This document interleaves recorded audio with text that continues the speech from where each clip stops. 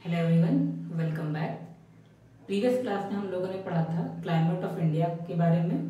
अगर आपने वो क्लास नहीं देखी है तो आप पहले उस क्लास को देख सकते हैं। आज की क्लास में हम स्टार्ट करेंगे factors affecting climate of India.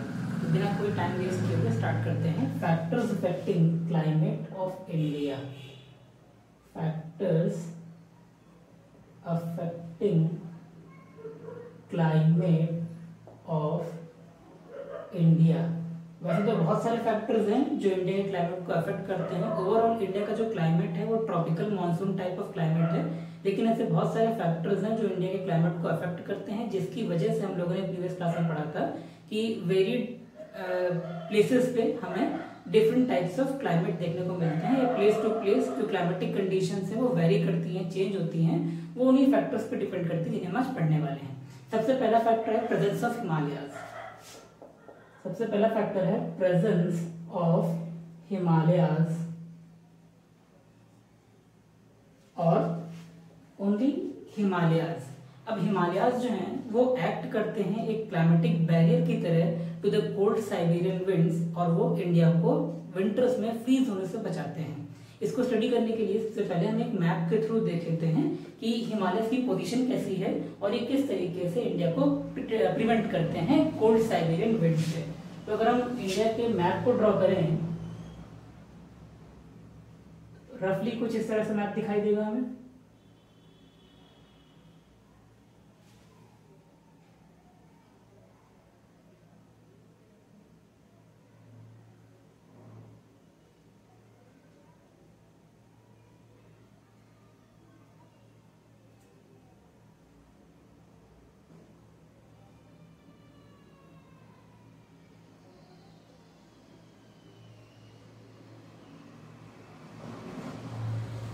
देखने पर कुछ समथिंग इस तरह का मैप दिखाई देगा। अब यहाँ पर अगर हम देखें हिमालय की पोजीशन, तो हम जानते हैं यहाँ से लेकर इस तरफ ये हिमालय का एक्सटेंट है, ठीक है। अब ये हिमालय माउंटेन्स हैं, एक बहुत माइटी माउंटेन रेंज है और वर्ल्ड की हाईएस्ट पीक जो है हिमालयन माउंटेन रेंज में मिलती हैं। अब ये माउंटेन रेंज जो है ये साइबेरिया से और सेंट्रल एशिया से आने वाली कोल्ड विंड्स को, जिन्हें हम कहते हैं साइबेरियन कोल्ड विंड्स,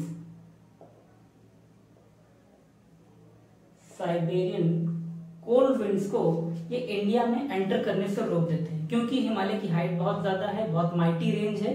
अब ये mighty range cold Siberian winds को, या जिन्हें हम सेंट्रल एशियन विंड्स भी कहते हैं, तो सेंट्रल एशिया से आने वाली या कोल्ड साइबेरियन विंड्स को ये इंडिया में एंटर करने से रोकते हैं, प्रिवेंट करते हैं। Himalayas act as the climatic barrier for cold Siberian winds, और इस तरीके से इंडिया को फ्रीज होने से, विंटर के टाइम में नॉर्थ इंडिया को एक कोल्ड डेजर्ट होने से बचा लेते हैं।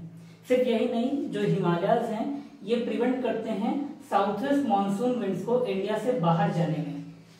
ये इंडिया से बाहर जाने से रोकते हैं साउथ वेस्ट मानसून विंड्स को, और फोर्स करते हैं कि साउथ वेस्ट मानसून विंड्स अपने रेनफॉल इंडिया में ही शेड करें।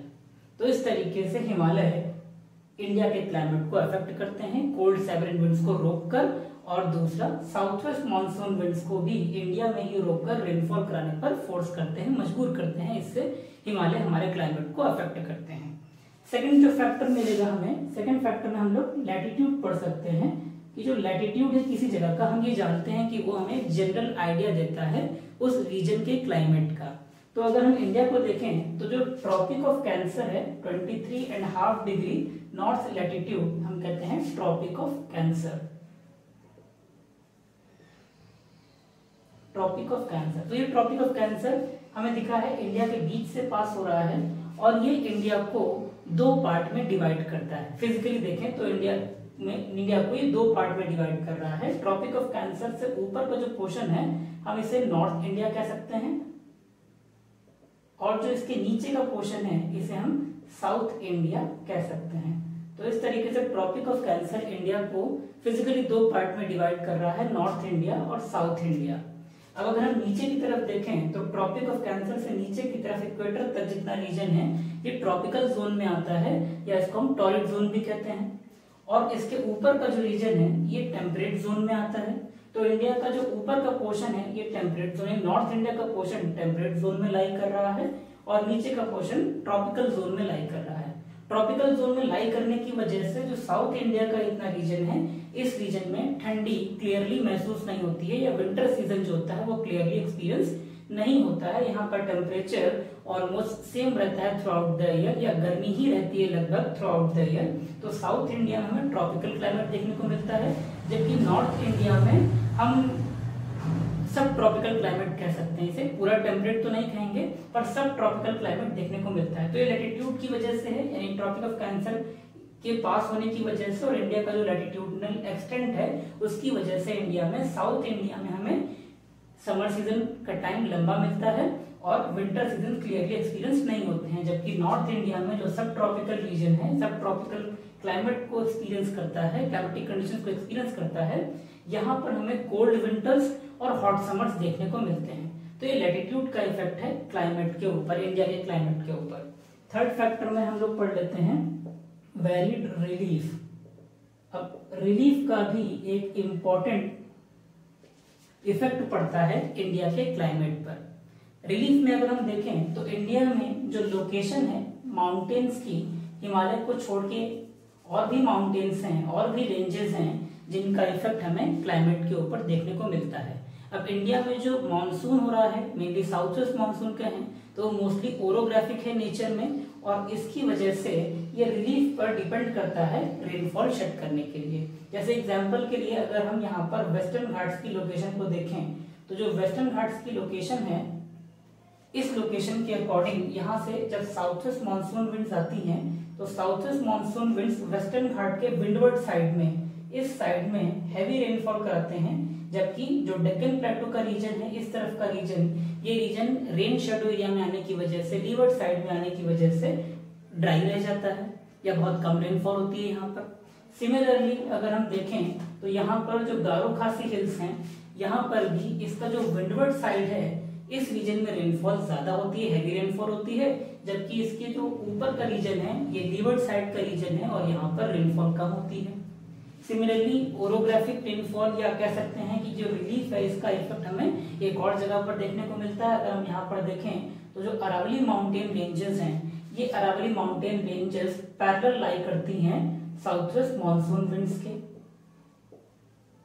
तो साउथ वेस्ट मानसून विंड्स के पैरेलल होने की वजह से ये मानसून विंड्स को इंटरसेप्ट नहीं कर पाते हैं, रोक नहीं पाते और फोर्स नहीं कर पाते रेनफॉल शेड करने की वजह से, जिस वजह से विंड्स यहां से पास हो जाती हैं बिना रेनफॉल शेड किए हुए। यही वजह है कि राजस्थान का जो वेस्टर्न पोर्शन है ये ड्राई रह जाता है, क्योंकि यहाँ पर रेनफॉल नहीं हो पाती है। अगर अरावली माउंटेन रेंजेस ऐसे ना होकर इस तरह से लोकेटेड होते तो शायद ये यहाँ पर रेनफॉल को रोक पाते और यहाँ पर भी हैवी रेनफॉल होती, पर क्योंकि ये लाई करते हैं parallel to south west monsoon winds, इसलिए रेनफॉल को रोक नहीं पाते हैं और यहाँ पर रेनफॉल नहीं हो पाती है। इन सब वजहों को देखकर हम कह सकते हैं कि रिलीफ का भी एक इम्पोर्टेंट फीचर पड़ता है, इम्पोर्टेंट इफेक्ट पड़ता है इंडिया के क्लाइमेट के ऊपर। तो इंडिया में जो मानसून हो रही है वो मोस्टली ओरोग्राफिक नेचर की है। अब ओरोग्राफिक रेनफॉल क्या होती है, इसको भी हम लोग थोड़ा अच्छे से समझ लेते हैं, ताकि हमें समझ में आ जाए कि विंडवर्ड साइड में रेनफॉल ज्यादा क्यों हो रही है और लीवर्ड साइड में रेनफॉल कम क्यों हो रही है। सपोज हम मान लेते हैं कि हमारे पास में एक रिलीफ फीचर है, या एक माउंटेन है या एक हिल है।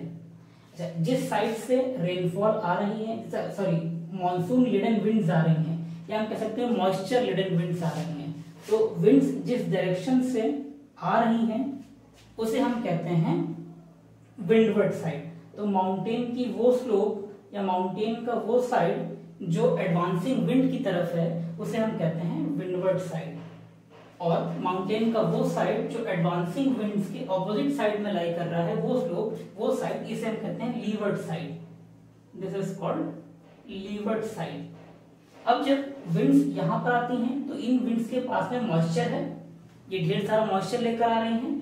ये विंड्स जब माउंटेन के इस स्लोप से टकराते हैं तो ये राइज करते हैं स्लोप के अलोंग।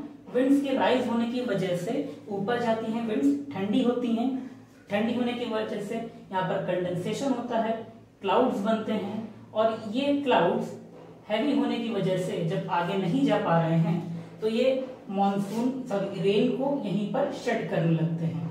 तो ये जो माउंटेन है, ये माउंटेन या एक रिलीफ क्लाउड्स को फोर्स कर रहा है कि वो रेनफॉल यहीं पर शेड करें, जिसकी वजह से मोस्ट ऑफ द रेनफॉल जो होती है वो विंडवर्ड साइड में हो जाती है और इस तरफ आकर विंड्स ड्राई हो जाती हैं और वो नीचे की तरफ बैठने लगती हैं और फिर से वार्म होने लगती हैं।